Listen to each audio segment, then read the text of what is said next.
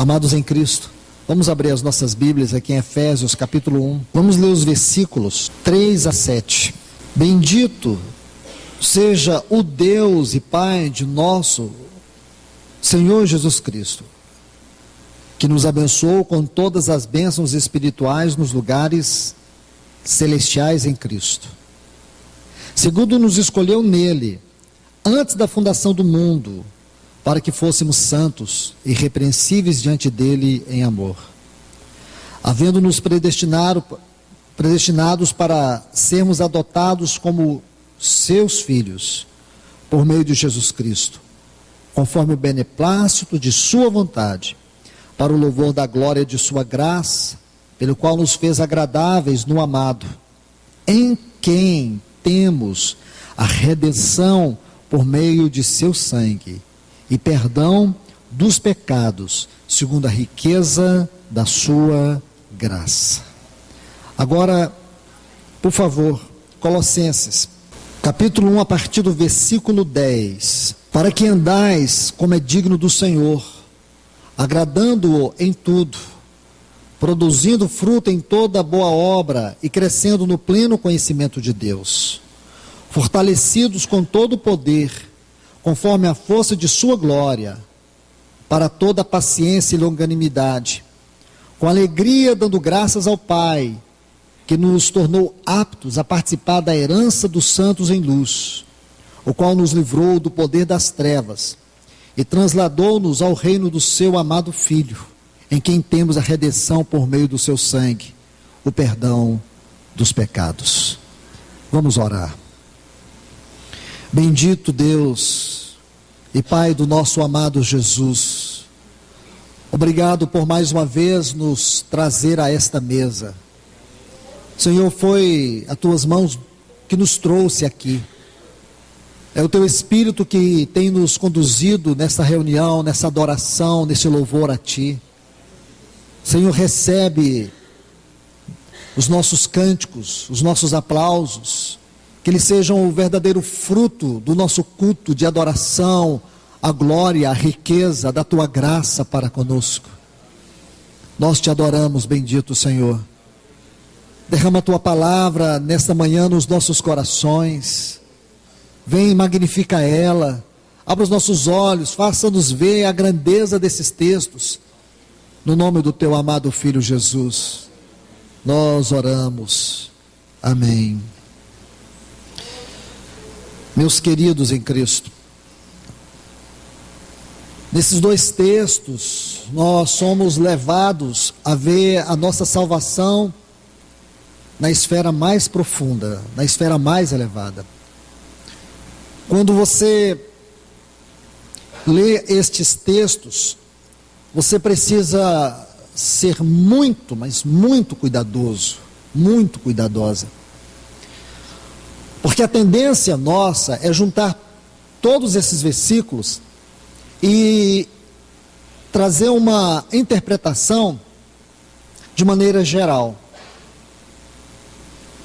Se você é cuidadoso e deixar que o Espírito de Deus te guie na leitura desse texto, você vai perceber que algumas horas não serão suficientes para entender esses poucos textos que nós lemos aqui em Efésios capítulo 1, desde o versículo 3 até o 7. Quando você conhece o eterno propósito de Deus em Cristo, você vai ver que o propósito de Deus é um propósito eterno e é um propósito perfeito. E a glória desse propósito está centrado na pessoa bendita do Filho de Deus.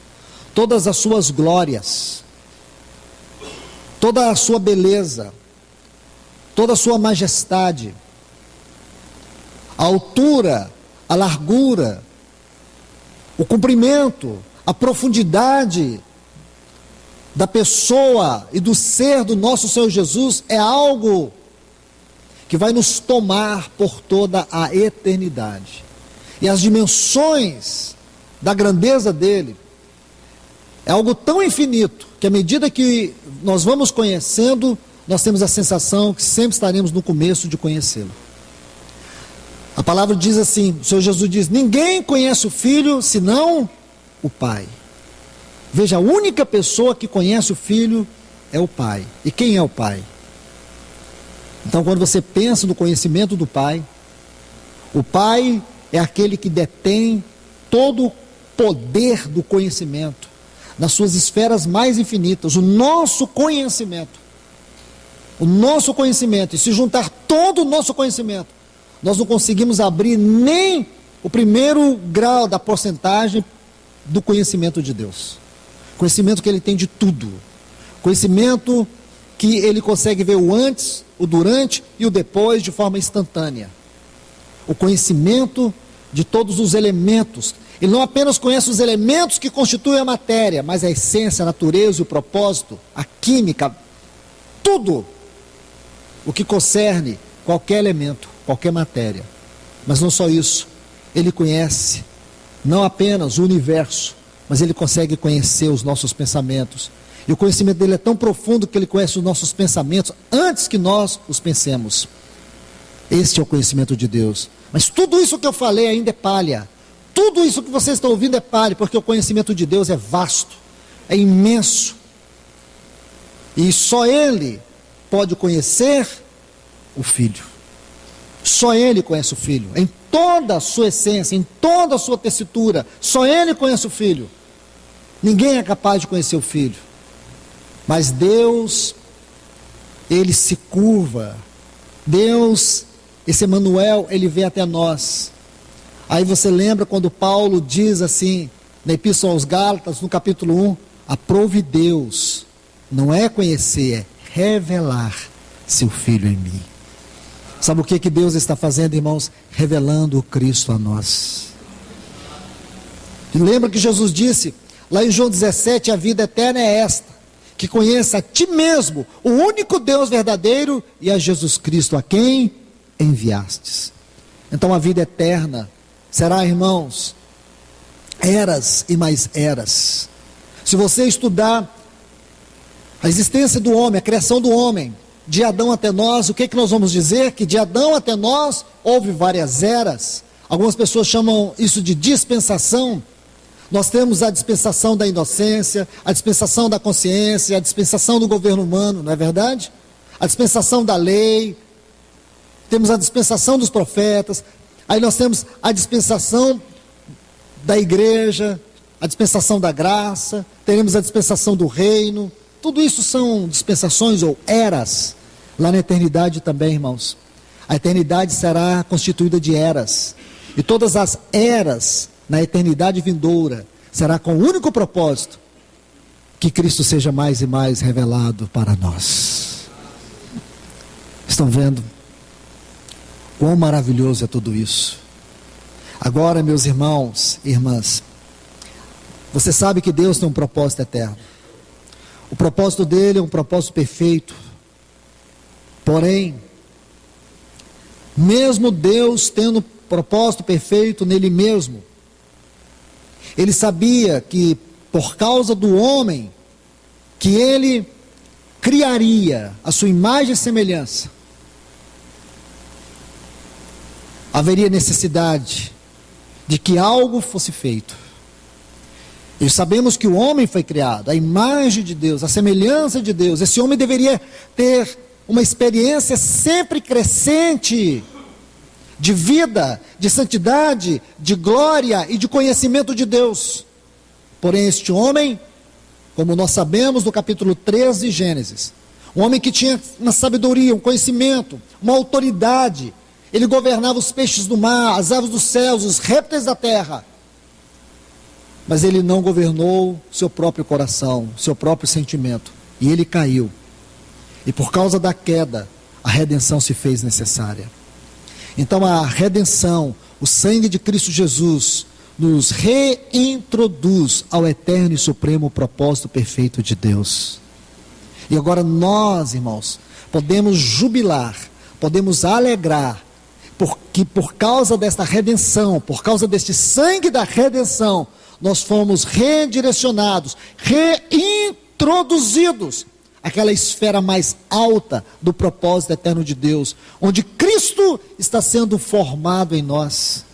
Então Deus tratou com tudo aquilo que impediria que nós pudéssemos ser levados e elevados para dentro deste propósito.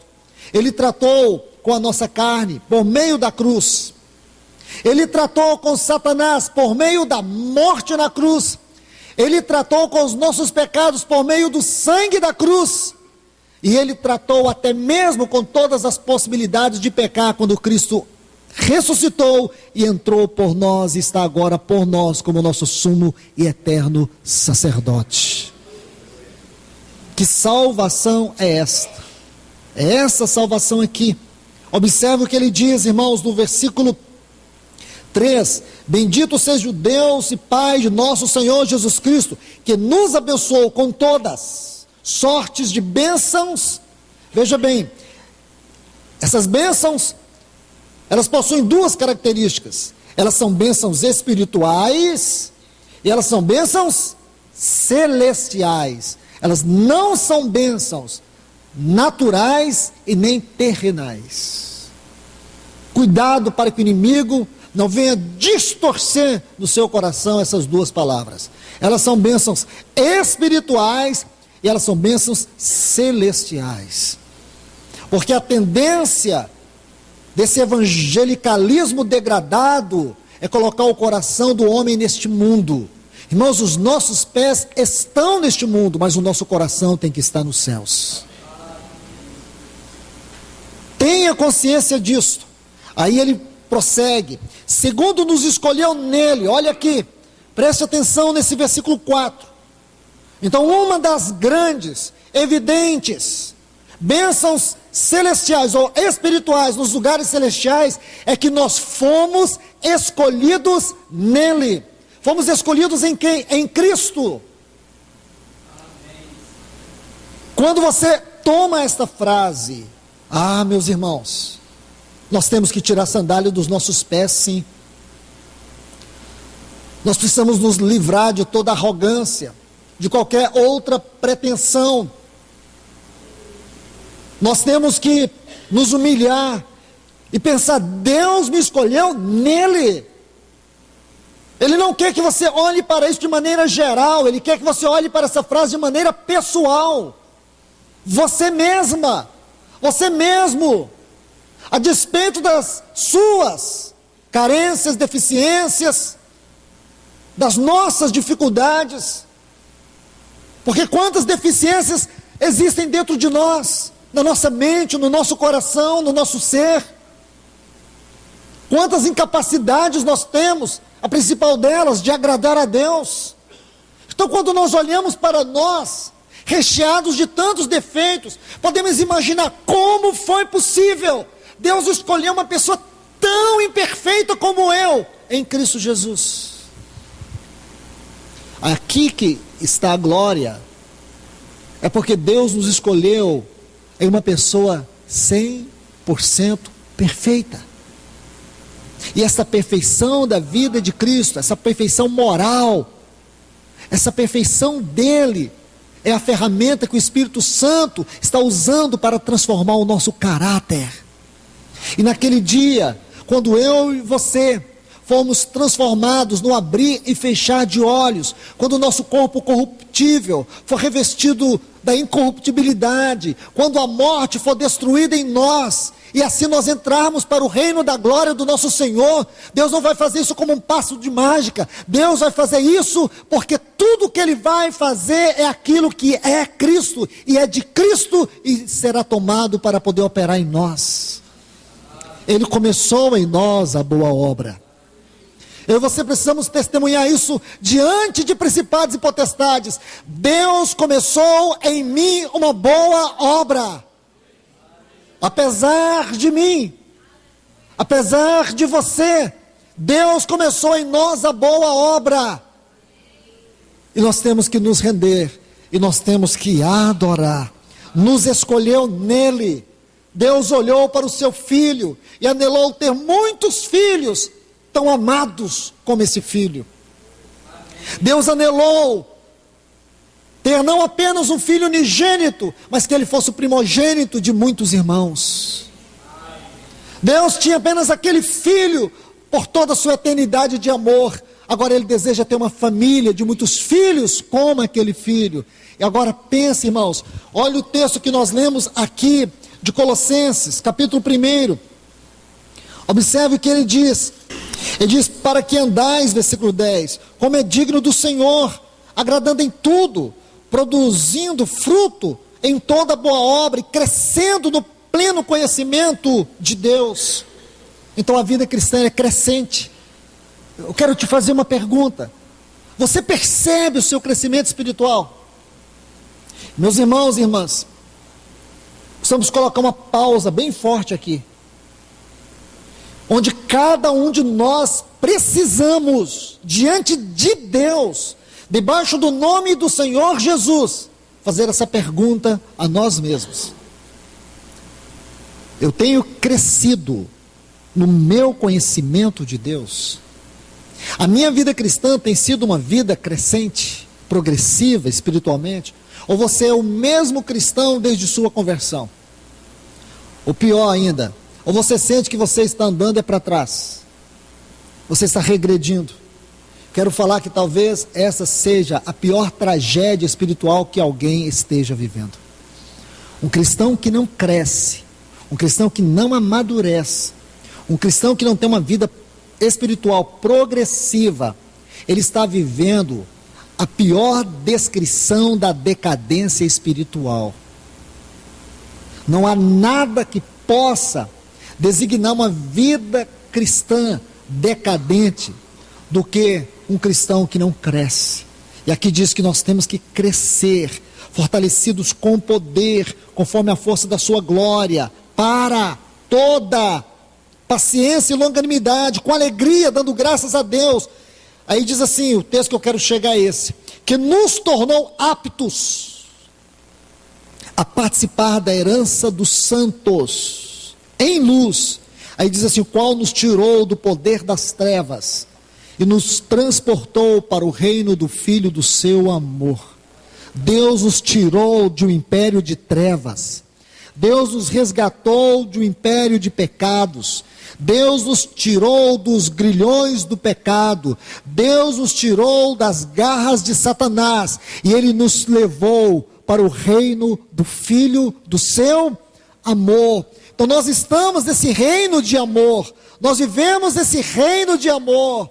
Pode ser que você veja muitas imperfeições na sua vida, talvez você sinta muitas imperfeições em torno de você, talvez você consiga listar muitas coisas erradas na tua vida, talvez você possa olhar para a sua história e ver muitos caminhos tortuosos, você pode ver muitas injustiças, você pode ver muitas maldades, você pode ver muitas coisas que ao longo dos anos na sua história tem te angustiado, mas creia que existe uma mão poderosa, existem mãos furadas que têm conduzido você, e tudo tem cooperado para o bem do propósito de Deus na sua vida. Um dia Deus vai olhar para você e Ele vai ver a perfeição de Cristo formada no seu caráter. Essa é a certeza que nós temos, irmãos. E sabe por que temos essa certeza? Por causa de dois textos nessas duas passagens. Para terminar, porque são dois capítulos ou duas porções da palavra de Deus riquíssimas em detalhes. Apenas para finalizar, os dois textos que eu quero que vocês observem são esses aqui. Versículo 7: em quem temos a redenção por meio do seu sangue. Está vendo aqui? Em quem temos a redenção por meio do seu sangue e perdão dos pecados. A redenção por meio do sangue e o perdão dos pecados segundo a riqueza da sua graça. Então aqui ele está dizendo que nós temos a redenção. A redenção não é uma coisa pequena, irmãos, porque a redenção engloba tudo, tudo na nossa vida, tudo que nós necessitamos como pessoas, para que sejamos redimidos completamente do poder da morte, das garras de Satanás, do domínio do pecado, da força do pecado. tudo, irmãos, que engloba a nossa transformação, a nossa santificação e a nossa eterna glorificação em Cristo, está nessa palavra redenção. E como temos a redenção? Nós temos a redenção pelo sangue de Cristo Jesus. Este sangue é o sangue de Deus. Paulo diz em Atos 20, versículo 28, que a igreja foi comprada com o sangue de Deus. Que declaração é esta, irmãos? Essa é uma declaração estupenda. Nós somos comprados com este sangue. Levítico 14 diz que o sangue é a vida. Então Deus nos comprou com a vida do seu Filho. Você não é qualquer pessoa para Deus. Você não é uma pessoa qualquer. Deus comprou você com aquilo que é caro, mais caro nele mesmo. Não havia outra coisa que Deus pudesse dar que estivesse acima dele. Ele deu algo que expressa todo o seu ser, toda a sua vida. Ele deu o sangue do seu Filho Jesus para te resgatar. Mas não só isso, irmãos. Aí diz que também ele nos perdoou. E quando Paulo vai dizer que ele nos perdoou, ele não poupa a palavra. Ele diz assim: e o perdão dos pecados, segundo, olha a palavra, riqueza da sua graça. Você nunca vai encontrar em qualquer outro lugar do Novo Testamento uma frase como esta: riqueza da sua graça. A graça de Deus por si só é rica. Se tratando da graça de Deus, nosso vocabulário é insuficiente para descrever todas as suas dimensões. Como é possível isso, irmãos? Deus nos perdoou conforme a sua graça. Como é isso, irmãos?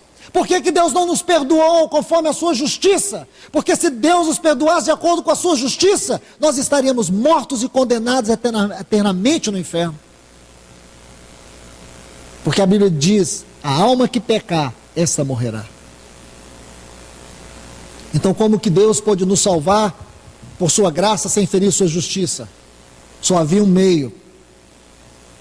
A riqueza da sua graça foi que Ele mesmo sofreu no nosso lugar todas as penalidades, toda a culpa e toda a condenação dos nossos próprios pecados. Isso não entrou na cabeça de vocês. Então eu vou ter que repetir. Para Deus nos salvar e nos perdoar sem ferir a sua justiça, Ele teria que fazer isto, sofrendo a culpa, sofrendo todas as penalidades, toda a condenação do pecado. A alma que pecar, esta morrerá. Foi aí, irmãos, que entrou o Deus Filho. Foi aí que Ele abriu mão das suas insígnias de glória. Foi aí que Ele desceu do mais alto trono da sua glória. Ele desceu, se tornou aquele bebê, aquele feto no ventre de Maria. Nasceu humilhado em Belém. Cresceu no anonimato. Aos 12 anos sabia toda a lei. Depois nós temos o silêncio da sua vida e nós o encontramos com 30 anos na história. Ele vai a João, ele passa pelas águas para cumprir toda a lei. Ele começa pregando o evangelho do reino, fazendo a vontade do Pai, até que aos 33 anos ele chega a uma perfeição moral, a uma integridade pessoal, a ponto da terra não poder contê-lo mais. Ele sobe no Monte Hermon, e quando ele sobe no Monte Hermon, o céu se abriu sobre a sua cabeça. A voz do Pai veio para poder recebê-lo. Lucas capítulo 9, versículo 51, diz que aquele era o tempo dele ser assunto aos céus. A terra não podia contê-lo mais. Pensa nisso, irmãos. Sua santidade nesse mundo, sua pureza moral. Ele cumpriu toda a lei se cumpriu nele. Tal santidade, havia um santo nessa terra, que a morte não podia tocá-lo, o pecado não tocava. O escritor aos Hebreus diz que ele foi tentado em todas as áreas e ele não pecou. Então agora ele está aqui. Essa terra não podia contê-lo.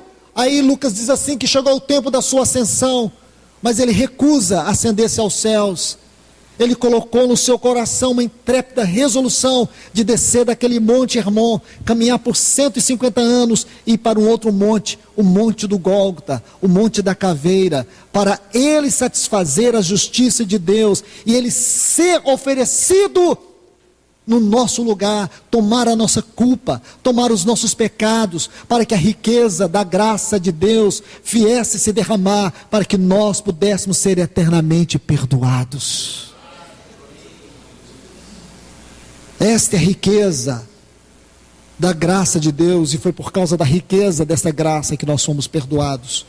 Agora, olhe o que o próprio Paulo diz aqui, no capítulo 1 de Colossenses, versículo 13 e 14, o qual nos livrou do poder das trevas, e nos transportou ao reino de seu Filho. Meus irmãos e irmãs, essa frase, nos transportou ao reino do seu Filho, ao Filho do seu amor, ela precisa ser tomada por nós. Nós precisamos demorar um pouco na leitura dessa frase, porque ela diz muito mais do que você pode imaginar. Nós não podemos olhar para essa frase e ter uma percepção futura dela. Nós temos que olhar para essa frase e ter uma percepção da realidade presente dela. Porque é possível que hoje sim, nós sintamos o amor de Deus no nosso coração. É possível se sentir amado da mesma forma que Jesus se sente amado. Ou você não sente? Talvez você não queira sentir. Por isso que, quando ele diz aqui, crescendo no pleno conhecimento de Deus, sabe por que muitos cristãos não sentem o amor de Deus neles, por eles? É porque eles não têm crescido no conhecimento de Deus.